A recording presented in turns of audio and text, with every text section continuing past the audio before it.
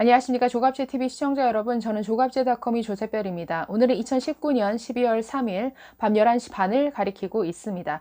네, 김기현 전 울산시장에 대한 울산지방경찰청의 무리한 수사가 얼마나 지저분하게 이루어졌고 또 온갖 비리로 얼룩진 그러한 수사였는가가 속속 드러나고 있습니다. 한마디로 이 사건에 대한 경찰의 수사는 고발인이었던 지역 건설업자와 이 사건을 맡아서 수사를 담당했던 수사팀장이 서로 한 몸처럼 유착이 되어서 전 울산시장을 죽이기 위해서 벌인 정치 공작이었다라는 게 속속 드러나고 있습니다.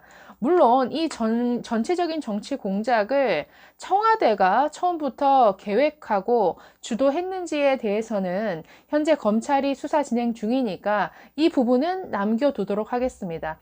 그러나 적어도 이 울산지방경찰청이 벌인 그 수사만 보더라도 너무나 온갖 비리와 이 고발인과 이 경찰 사이에 온갖 유착 관계가 드러난다라는 것이죠. 네, 오늘 자유한국당의 곽상도 의원 그리고 주광덕 의원은 당시 김기현 울산시장 수사를 담당했었던 울산지청의 성모 경위에 대한 검찰의 공소장을 입수해서 오늘 공개를 했습니다. 자, 여기 등장인물이 두 사람 있습니다. 자, 첫 번째는 김기현 전 울산시장의 측근을 비리 혐의로 고발한 지역 건설업자 A씨입니다.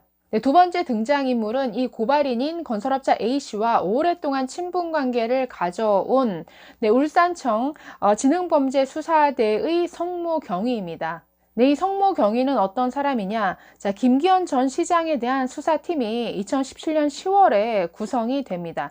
자, 당시는 울산경찰청장으로 황운하 청장이 부임한 지 석 달쯤 되던 때였는데 원래 다른 수사팀이 있었습니다. 황운하 청장이 김기현 시장에 대한 이 수사를 원래 있던 팀에게 맡겼는데 뭔가 이것은 뭔가 무리한 수사다라는 뭔가 부정적인 의견을 피력했죠. 그러자 그 수사팀을 다른 곳으로 좌천시키면서 새로운 팀을 구성을 합니다. 바로 이 황운하 청장이 새로 꾸린 팀의 이 수사팀장을 맡게 된 사람이 이 성모 경위입니다. 즉 그러니까 황운하 청장이 이 성모 경위를 발탁해서 이 사건의 수사팀장으로 이 사람을 앉혔다라는 것이죠.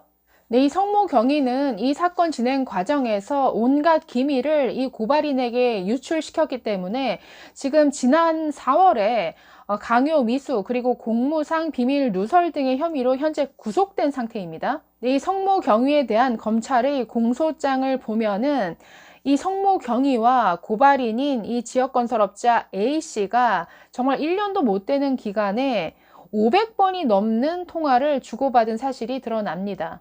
네, 공소장에 따르면 이 성모 경위는 건설업자 A씨에게 수사 기밀 내용이 담긴 압수수색 영장 기각 결정서 그리고 녹취록 그리고 수사 착수 보고서 등 아주 다양한 상당한 분량의 이런 기밀을 계속 지속적으로 유출시켰습니다. 자, 예를 들어서 2017년 12월 19일에 압수수색 영장이 기각됩니다. 검사가 왜 기각을 시켰냐면은 범죄 혐의가 소명되지 않았다. 그러니까 더 수사를 보충해 와라. 이거 가지고는 압수수색 할 수 없다. 그러면서 기각을 시킨 것이죠. 이때 성모 경위는 바로 그 다음날 울산경찰청 2층 조사실에서 이 건설업자 A씨를 단둘이 만나서 직무상 비밀이라고 할 수 있는 검사 압수수색 검증 영장 기각 결정서를 보여줬다라고 합니다. 네, 이 기각 결정서에는 검사의 수사 지휘 내용 그리고 사건 관련 계약 인수서 등이 적혀 있었다라고 하는데 이게 다 기밀이죠. 그러니까 기밀 누설 혐의가 너무 많습니다. 뿐만 아니라 이 건설업자 A씨가 울산시청 공무원을 직권 남용 혐의로 고발한 다른 사건과 관련해서도 여러 중요한 기밀 문서를 이 성모 경위는 계속 유출하기도 했습니다. 또 이 성모 경위는 지난해 8월에는 고발당한 인사들의 체포영장 신청이 예정됐다는 사실, 그리고 참고인 진술 요지가 담긴 김기현 시장 등 변호사법 위반 수사 착수 보고와 같은 문서를 또한 이 A씨에게 유출했다라고 합니다. 네, 잘 아시다시피 경찰은 지난해 5월 김기현 전 시장의 동생 그리고 비서실장을 기소 의견으로 검찰에 송치했지만 네, 무혐의 처분이 내려졌습니다. 그러는 사이에 네, 김기현 전 시장은 지난해 6월 지방선거에서 결국 낙마를 했죠. 네, 자유한국당의 곽상도 의원은 경찰의 이번 수사에 대해서 이렇게 정의를 내리고 있습니다. 이 사건은 청와대 그리고 경찰, 고발인인 건설업자가 삼각 편대로 야당 단체장을 공격한 정치 공작이다라고 하면서 성경위를 무리하게 수사팀에 투입한 황운하 청장에 대한 수사도 불가피하다라고 말했습니다. 네, 그러면 이 성모 경위를 수사했던 검찰은 이 사건을 어떻게 보고 있느냐? 자, 지역 건설업자인 A씨와 울산 지역에서만 13년 이상 근무했던 이 성모 경위의 유착을 전형적인 토착 비리로 판단하고 있습니다. 자, 왜냐하면 지금 이 김기현 전 울산시장에 대한 이 무리한 수사 이전에도 아주 오랫동안 이 건설업자 A씨와 이 성모 경위가 너무나 많은 비리에 연루되어 있었다라는 것이죠. 그것이 공소장에 나타납니다.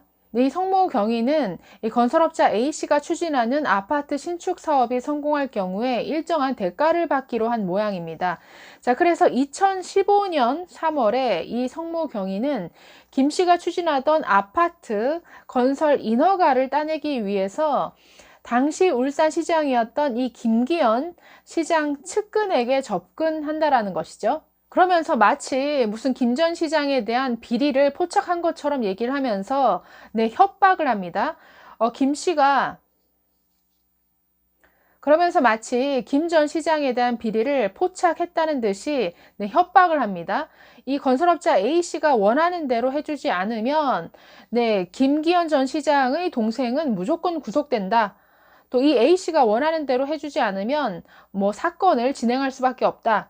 이 건만 잘 되면 서로 한몫 잡을 수 있다. 네, 이렇게 협박을 했다라고 하는데 이 협박이 김 전 시장에게 직접 전달되지는 않았다고 합니다.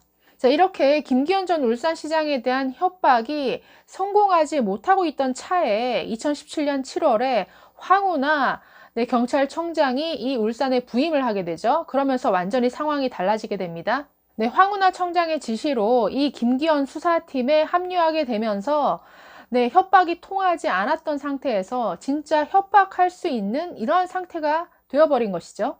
네, 그러면서 2017년 4월부터 지난해 5월까지 네, 이 건설업자 A씨와 무려 535차례 통화를 한 기록이 나타납니다. 어쨌든 이 실제 협박이 통한다라는 걸 알고서 이 건설업자 A씨와 더더욱 밀착이 되어서 온갖 수사 정보를 유출하면서 이 울산시장을 공격하는 데 앞장섰다라는 것이죠. 물론 여기에 얼마나 청와대와 황운하 청장의 개입이 있었는지 아니면 청와대와 황운하 청장이 이들을 이용해서 울산시장을 공격한 것인지는 네, 앞으로 더 밝혀져야 될 부분이라고 봅니다. 네, 첫 번째 관건은 황운하 청장이 왜 이렇게 무리하게 기존의 수사팀을 좌천시키면서까지 이 성모 경위를 이 수사팀에 합류시키고자 했는가? 그 배경에 뭔가 다른 의도나 아니면 뭐 청와대의 어떤 지시가 있었는가? 이 부분이 밝혀져야겠죠. 이게 왜 무리한 것이냐라고 하면은 자, 먼저 성모 경위와 이 지역 건설업자 A씨가 뭔가 유착 관계다, 특수 관계에 있다라고 하는 것은 울산 지역 사회에서 굉장히 공공연한 비밀이었다라고 합니다. 네, 그런데 그 당사자인 성모 경위가 김기현 전 울산시장에 대한 수사팀에 합류되자 이 울산지청 내부에서조차 나중에 이것은 문제가 될 수 있다는 우려의 목소리가 나왔다라고 합니다. 자, 그런데 검찰은 황운하 청장이 기존 팀 3명을 좌천성 인사를 하는 것이 직권 남용에 해당되는지 여부를 살펴보고 있다고 합니다. 당시 좌천된 이 경찰관들은 참고인 신분으로 이 검찰에 출석을 해서 이렇게 얘기를 했다고 합니다. 2017년 울산지청 안에서 회의가 열렸는데 자, 이런 의견을 냈다라는 것이죠. 과거에도 김 전 시장 측근 비리를 수사했지만 혐의점이 없었습니다. 자, 이런 의견을 내자 황운하 청장이 아주 수사 의지가 없다라고 하면서 크게 화를 냈다라는 것이죠. 그런 일이 있고 난 이후에 네, 좌천 인사가 났다라고 이렇게 진술을 했습니다. 이 사건과 관련해서 아직 밝혀져야 될 부분이 많습니다. 황운하 청장이 왜 이렇게 무리하게 수사 지시를 했는가? 거기에는 뭔가 첩보를 내려보냈던 청와대의 지시가 있었는가?